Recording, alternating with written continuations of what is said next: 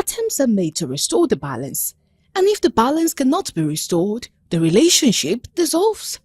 That there is imbalance among ethnic groups in Nigeria could be hotly debated, with significant points beyond reasonable doubts from either side. But should these imbalances give rise to secession? No. That will just create confusion, and the federal government will not allow anybody to go anyway. That's why people like us have been advocating for restructuring. The answer is not a straightforward one. It may be, it may not be. But before we can answer that question, we need to look and delve into the issue of secession in Nigeria. The first one in Nigeria, the first secession in Nigeria, a declaration for secession was made by Isaac Adakabu on February 23, 1966. He complained of marginalization of Niger Delta region people.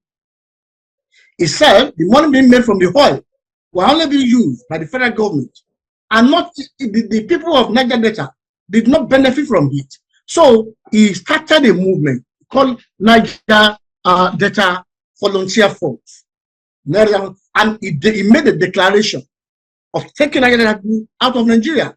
But there was war. Nigeria waged war against him, and in 12 days, within 12 days, they subdued him. They captured him and was sent to jail. He was released in the people on the eve of the Biafran War. He later worked for Nigeria. He participated in the war on the side of the federal government, and he was killed in 1968. Now, after that one, there was Biafra. Again, in 1967, he declared secession. He complained of marginalization, not only marginalization, but pogrom, the killing of the Easterners in the north.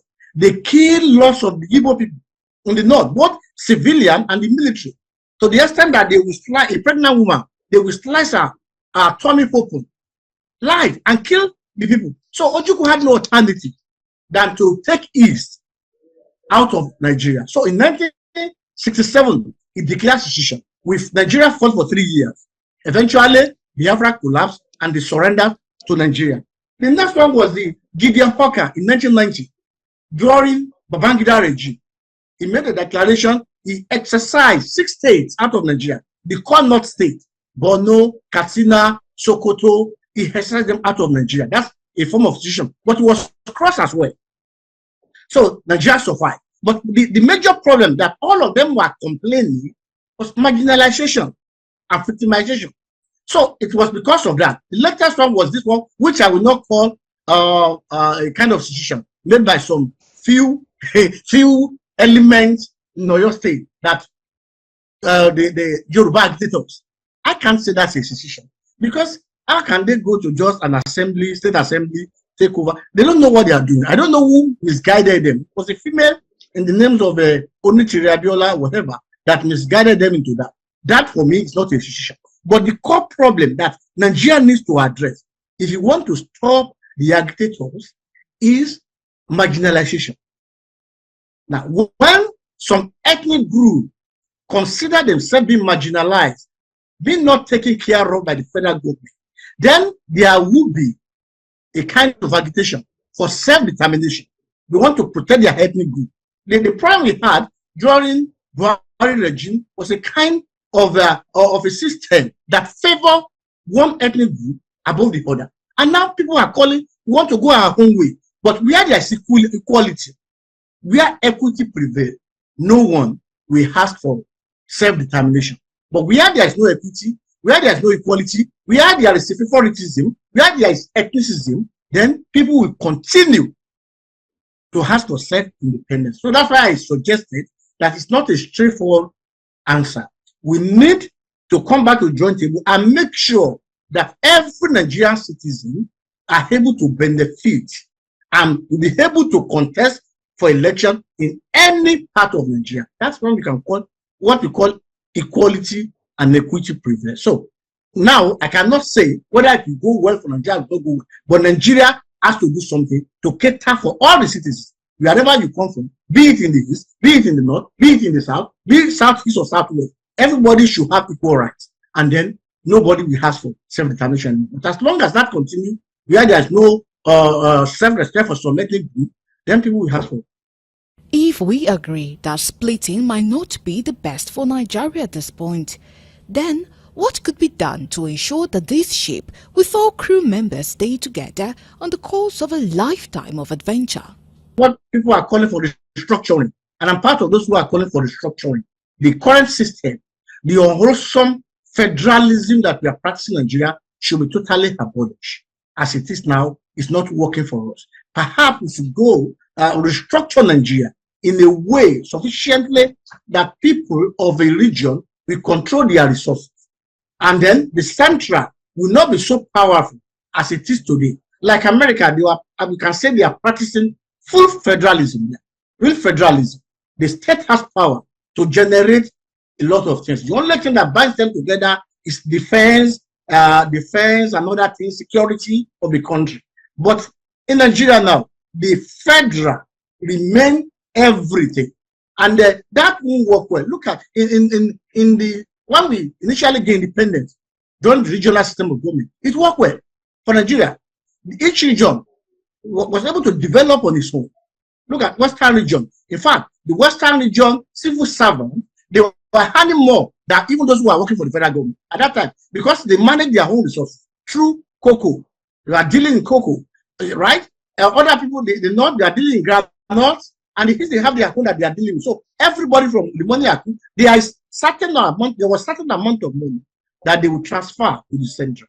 But majority of their income is to develop their house. That's why Western region developed more quickly than other regions. We are able to spend their money on education. We are able to introduce a lot of free education, free health system. Those were the things that made Western region. They knew how to manage their money.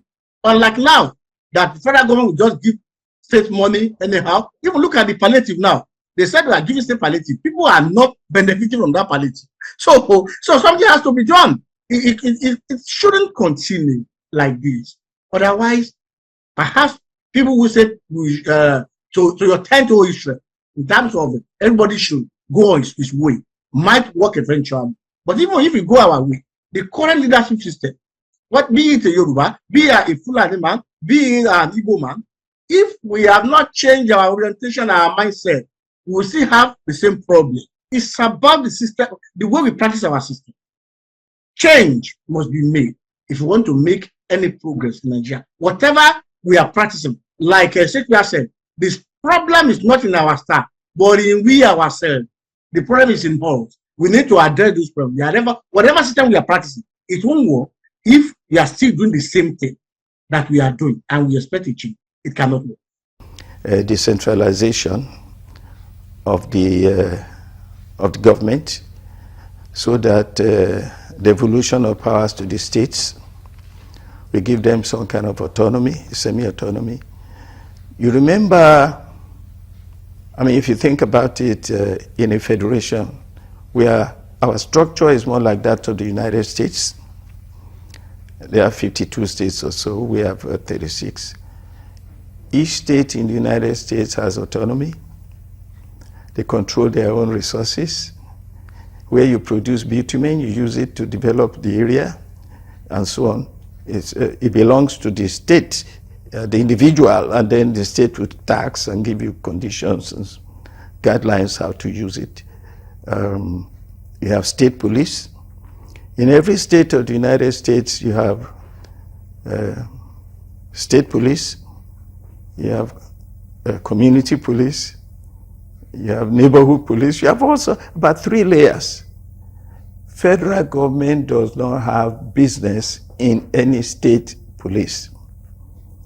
You see, it's unfortunate. It is because of these things that are not there that people are advocating for secession. All they're saying is, give us some type of autonomy. And in the First Republic, the regions were functioning. It is unfortunate. People forget that the regions, the 3 regions before Midwest came in 1964, were functioning. They were exporting their own products. Nobody was coming from Western region or Eastern region or Northern region to federal government for money. Nobody. They were all producing in the north, ice and skin, aluminium, iron, and so on. They were the granite pyramids. They were exporting and making money. Same thing in the east, same thing in the west. It is unfortunate that the coup of January 16, 1966 created havoc. I got to tell you now, I tell my friends when they say, hey, Doc, how do you know all this? I say, listen, I have not stopped learning. I have not stopped investigating what happened, why, what's going on. Do you know what's going on in Nigeria? Why people are saying they want to secede? It's the same thing that the eastern region wanted to secede. When you don't feel safe, you don't feel recognized, you don't feel that you are getting anything from the federal government, you're not getting what you need. No. Do you realize how undeveloped Nigeria is? Undeveloped Nigeria is since the 1950s. If you go to any state in Nigeria, you will see, it's as if you were going back in time to the 1950s, early 60s. There's no development. That's why people are rushing to Lagos. And what is Lagos? The most developed state in Nigeria is, by comparison to any other country, totally undeveloped. Lagos State. I'm sorry to say, but you have people like the vice president, they're driving from the airport to Ikoyi or wherever and say, Lagos is beautiful. He doesn't know. He's comparing us to his bush where it's coming from. Look, there are 5 divisions in Lagos. Tell me which one is developed. Is it Kurudu? Yeah? Is it Ekpe? Is it Agege? Is it Badagry? Oh yeah, come on. We have remained where we were. You see, what we are running in Nigeria is the government, the emergency government of the military. You remember? We have not got to a situation of democracy. Our constitution was written for us by military people, Abdul Salam and co. It was a crisis constitution to keep the nation one in times of trouble, in times of crisis. That's why you have the federal government so powerful, and it has remained so.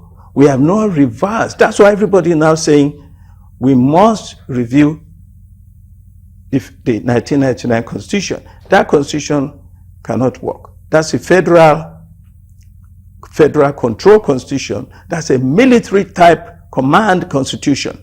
You understand? If you keep on having that, people will never stop asking for secession. They want to secede. If you want to see an Igbo man and know him for what he is, go and see him when he's dealing with Igbo people. You know he loves his people. You cannot expect, when I was in the US, we have Igbo people have party. It's Igbo party. They say Nigerian party. I say, okay, where are Yoruba people here? Where are Hausa people here? Where are Edo people here? No. There's nothing like Nigeria. Nothing like Nigeria. It's just a country. It's just a territory. It is not a nation yet, because we have been stuck with 1966 coup.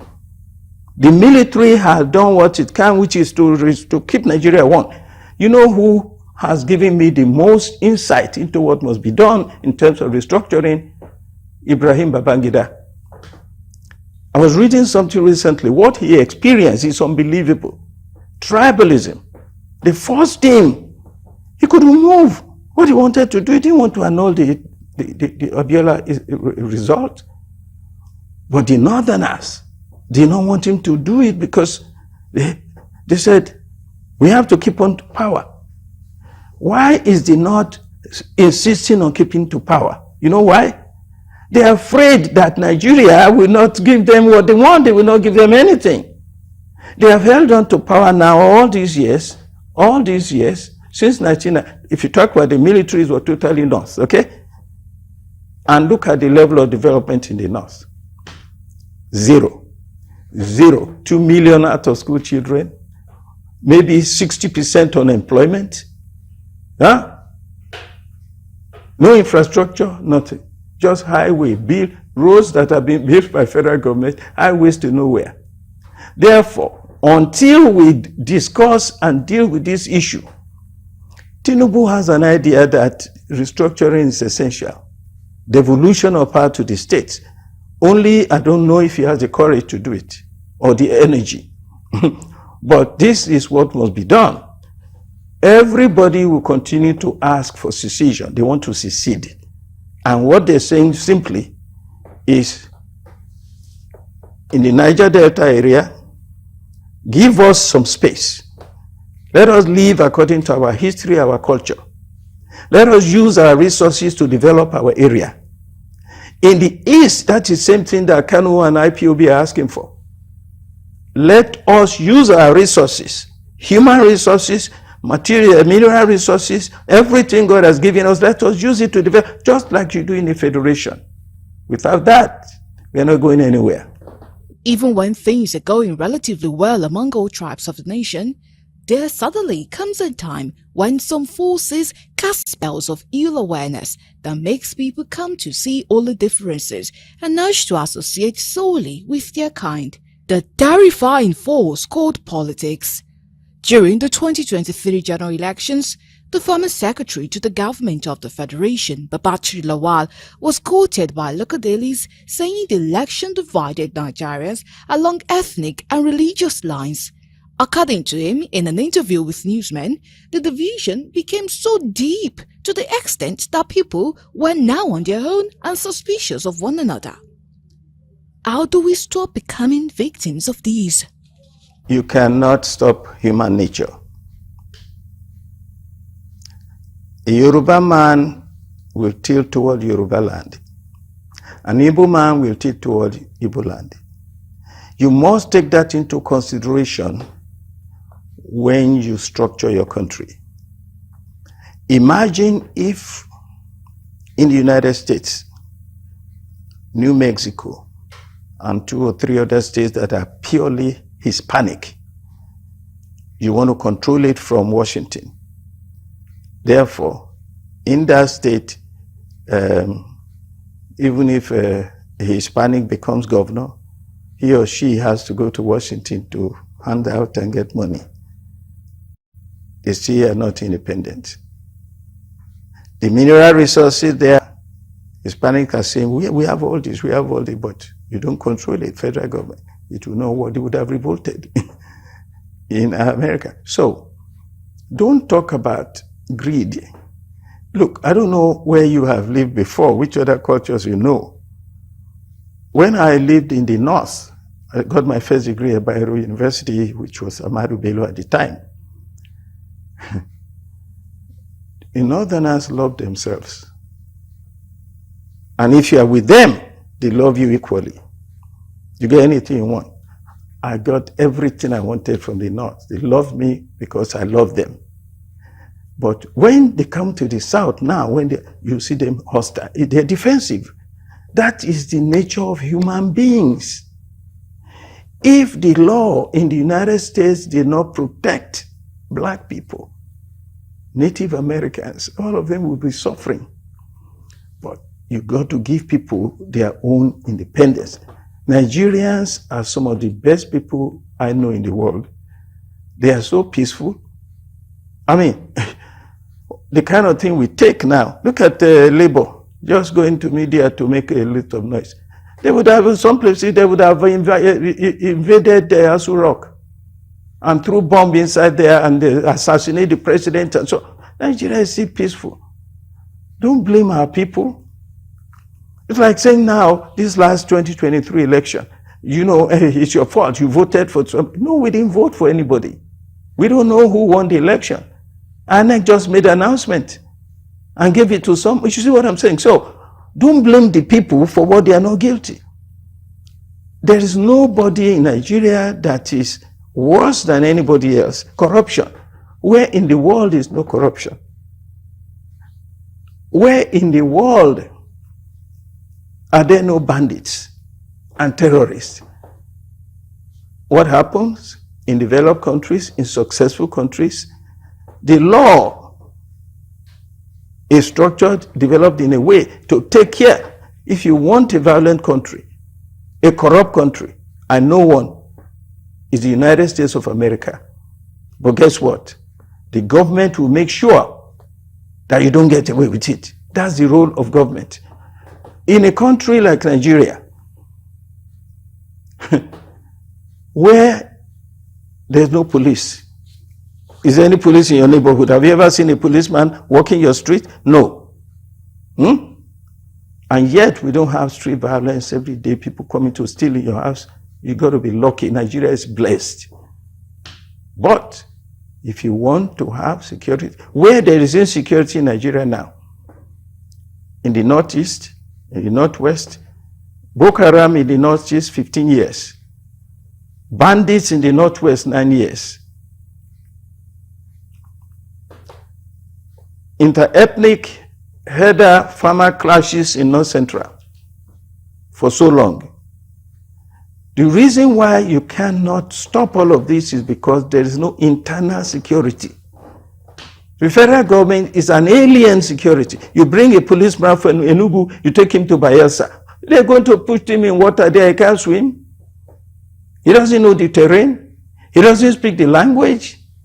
This is what was put in place to save Nigeria during the times of crisis, when we were falling apart, when Igbo people seceded.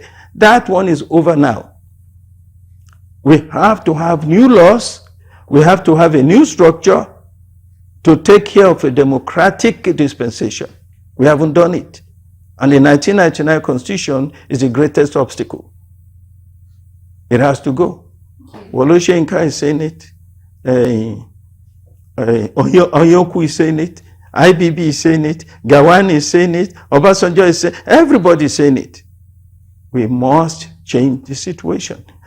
If 2027 now comes, 2027 comes now, we have the same INEC structure in place, where the president alone has chosen the chairman of INEC.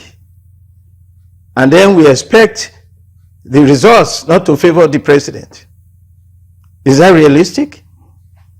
Imagine if you had a structure like INEC in the United States when Donald Trump was running for president and said he won. He would have just called the chairman and instructed him, look, my friend, I put you there, just declare. He tried. Did he not? Trump was calling people, tell them, declare for me. They refused because they were independent enough. He didn't appoint them.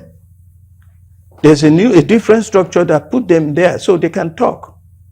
But where the president appointed them, isn't that why Wike is now trying to control Fubara? When you see those at the top, they know how they come together. When they want to steal Nigerian money, the Yorubas, the Hausas, the Igbos, they come together, they distribute the wealth of the common people among themselves. And they don't criticize themselves. They don't label themselves as saboteurs. They don't label themselves as betrayers. They work in hand in hand to jeopardize the interests of the common people. So the criticism of Yoruba is a betrayer, the Igbos are not there. It's only among the common people.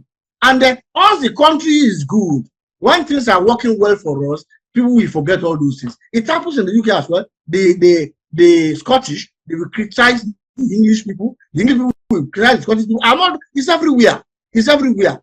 But in as much as it does not bring violence to the country, where there is competition, which is very good, healthy competition between the two, the major ethnic group, all the ethnic groups in Nigeria that want to do well for our state, that will bring progress to the nation. That's healthy competition between all the ethnic groups. There's nothing bad. If the West, if they introduce free education, let the East do the same thing. Let it not do the same thing. If the West bring electricity, let it not bring electricity as well. Let there be that competition. Oh, we don't want the Yorubas to be better than us. We don't want the Igbo to be better than us. And then the country will develop. I see that is what is very, very important. All those things people will criticize. Like when she was on job, he said it has Awolowo. When Awolowo was doing the Elere project, which is Gary production in mass, then I was not to ask him, don't you think people will think it's because of politics that you are doing this project? And Awolowo replied, let every one of them go and do the same thing. Then there will be plenty of food in this country. So let there be healthy competition. Let it continue. But as long as it does not bring violence, then Nigeria will make progress. Apart from political factors, there are also some prominent Nigerians who want to actualize a vision that might not necessarily be the view of the tribes they wish to represent. But in order to do so, some steps taken have severe injurious consequences. What is the right way to even secede, and what punishment should be given to those who incite? Referendum. Nigeria should they should conduct referendum. The government should initiate it. Whether to be or not to be, the people should decide. When Nigeria was amalgamated in 1914, not many people were party to it. So it was at the convenience of the British government to govern Nigeria. It may not be the best interest of Nigeria. So Nigeria needs to do referendum to consider. The people have to decide whether they want to live together or not. So if that referendum is conducted, that we can do peacefully. Then look at what happened in 2016 in Britain.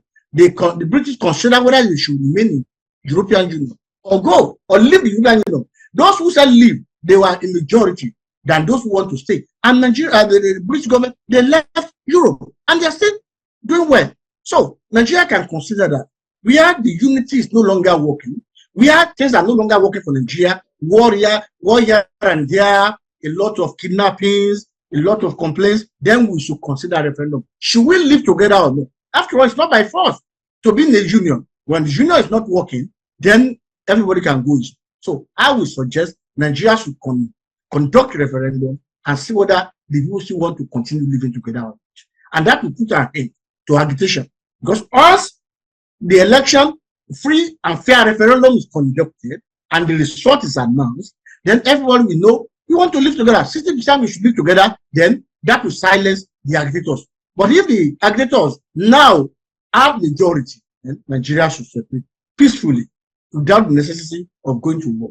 War is the last resort and should not be considered. Considering what happened to us during the Biafra Nigeria war in 1967, where millions of people lost their lives. It shouldn't be something that should happen in Nigeria again. We should do referendum and decide what's happening. Where there is treason, that is anyone who levy war against the federal government or state government in the constitution is known as treason, right? So anyone who levies war or try to sabotage Nigeria's war is treason. However, we must be able to distinguish between. Out from our speakers, what they have to say about separation in Nigeria. Instead of seeking for separation, what Nigeria needs most of all is restructuring, so that one person would not feel one group rather would not feel marginalized. We sincerely hope that things would work out for best in Nigeria, especially with the amendment of the 1999 Constitution taking place. We sincerely hope that things would go on well in this country. And this is where we will be drawing the curtains close on today's episode of Firecrackers. My name is Iriba Miss Salako. Thank you for staying with us today.